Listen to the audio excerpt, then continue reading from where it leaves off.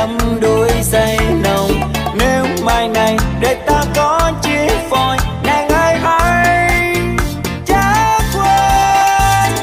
Em đâu rồi giờ em đã phôi phai, để đêm dài tình yêu đắm đuối đâu còn. Em phương trời còn nhớ đến